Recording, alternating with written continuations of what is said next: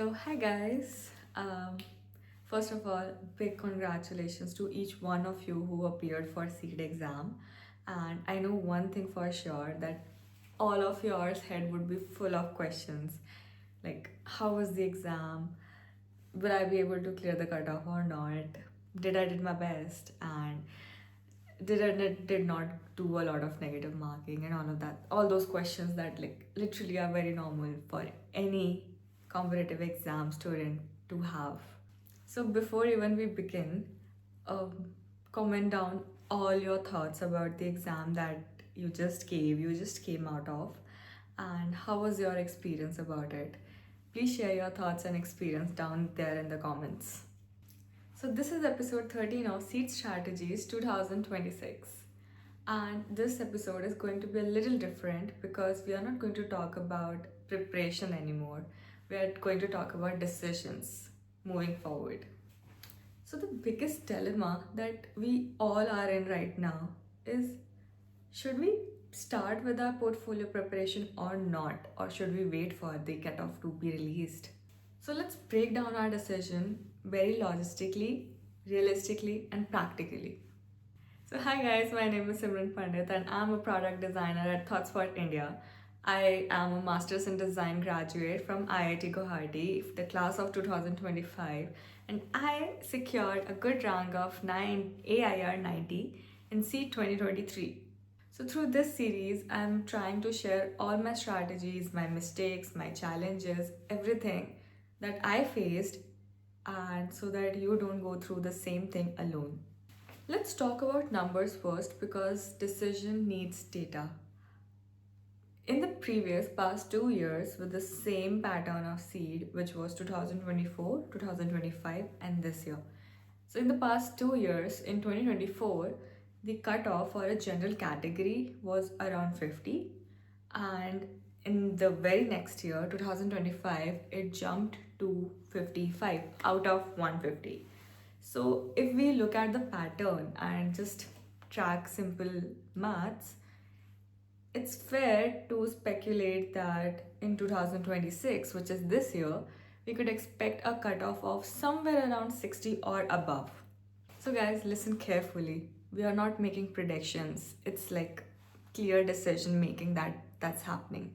So, people who have calculated their marks to be above 60 start immediately with not a single doubt. If you're somewhere around 55 to 60, then you can definitely give it a chance and start with coming up with various portfolio project ideas, like why not?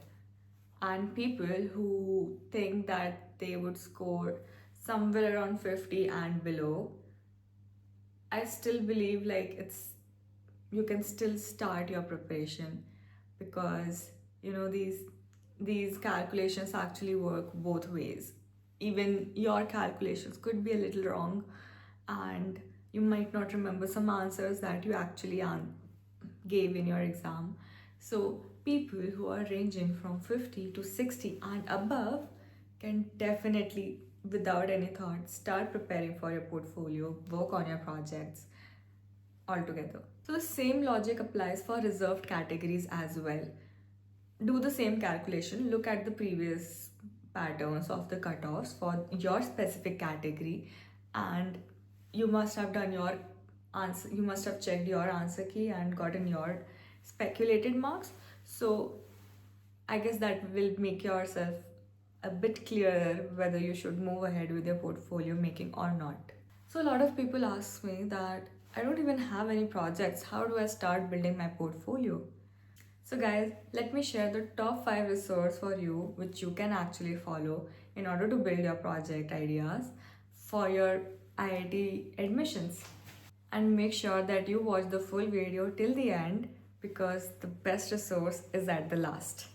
So, resource number 5. Pick up your own past projects. This one is the most underrated idea or the resource because people do not prefer or like have a very big question on whether they should put up their previous projects or not. So one thing to be clear about over here that it does not need to be a design oriented project because people in masters come from various different backgrounds.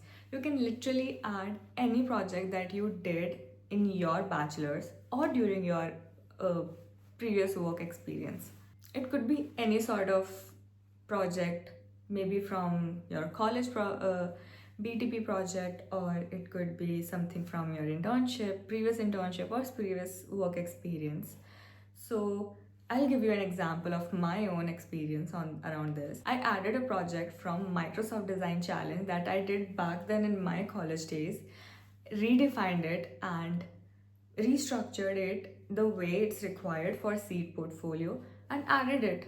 So as simple as that. Don't be afraid to add your previous past projects into your portfolio. They are as meaningful as your new upcoming or current portfolio projects will be. So guys, resource number 4.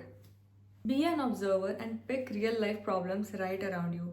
Read newspapers, be attentive over social media or news channels or anywhere around you, because this small problems around you which you face on daily life has like big impact, and observing or identifying such problems actually gives a very positive insight to the professors who are sitting in front of you evaluating a portfolio.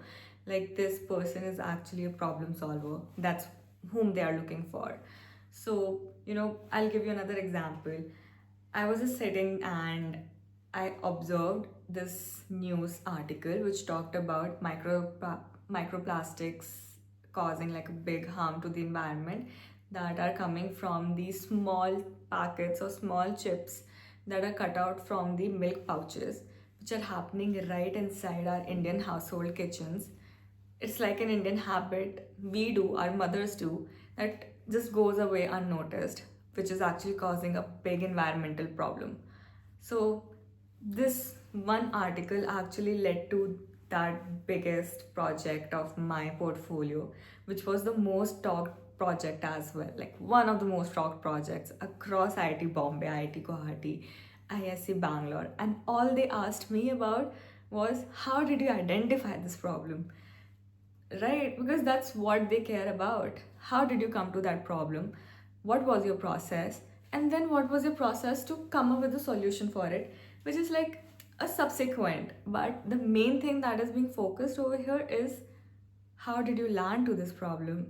Because such a ignored problem it is, which is having a big impact. So keep your eyes open, eyes, ears, everything. Be attentive around you.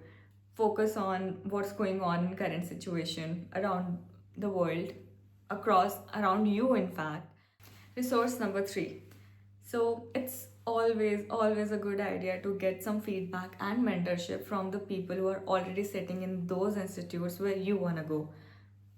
Go ahead, reach out to your seniors, reach out to the people who are in those IITs or NIDs whom you are aiming for.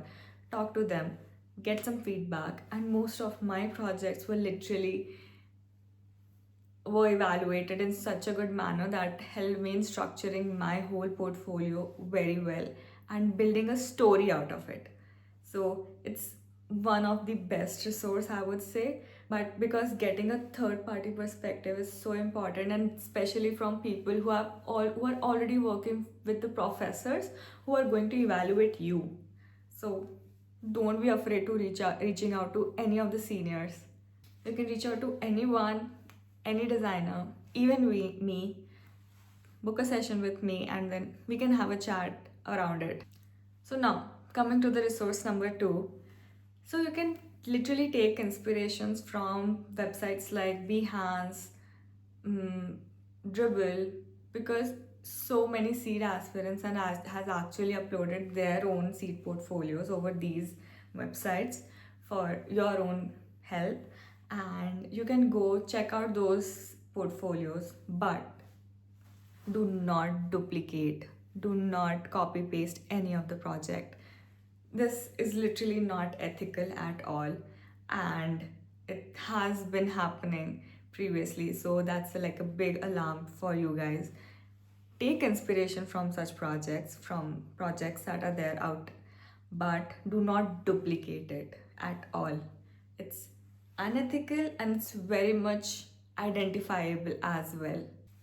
So now let's talk about resource number one. And this is gold, guys, gold.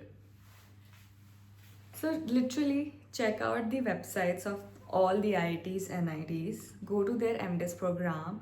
You will find the list of the students there and also the professors. You can go onto those profiles, check out the portfolio built by the students itself and also the professors. And it's very important to look at the projects and the fields that the professors, specific professors, are working into. Check out their websites. They must have listed a lot of projects that they are working on, their research projects, their product based projects, and everything and anything. And that is another gold mine for you to bring up those project ideas for your own portfolio. For example, if there is a professor who's actually working around rural healthcare system around Meghalaya, then this could be one of the context for you, on top of which you can identify one single problem around the healthcare system in rural Meghalaya or Assam or Northeast or maybe the rural region of your own state, right? So that could be one context for you. Identify that one single problem that's there, and that's your project for you, for your portfolio. Build on top of it, create a case study out of it and put up in your portfolio. So that is one of the examples how you can go about building a project idea out of the interest of the professors. And that would be really helpful, because when those professors would be looking at your project which aligns with their own research that they are doing, they'll be really interested. They'll be like, this person would be a lot of my help, and they'll take you for sure. Why not? So this is a very good idea, and this approach is something that even I followed, and it worked. So guys, that's how you actually clear your post CEED dilemma. Get a clear direction whether to start with your portfolio building or not, and know the top resources to start building your projects for your portfolio. So for the next episode, I'm going to talk about or break down the constraints of portfolio building. What are the things that you should avoid while building a portfolio, and what are the common mistakes and how you should effectively present your projects in your portfolio. So until then, take a very deep breath, just relax and trust your process. So see you until the next episode next weekend. Thank you guys.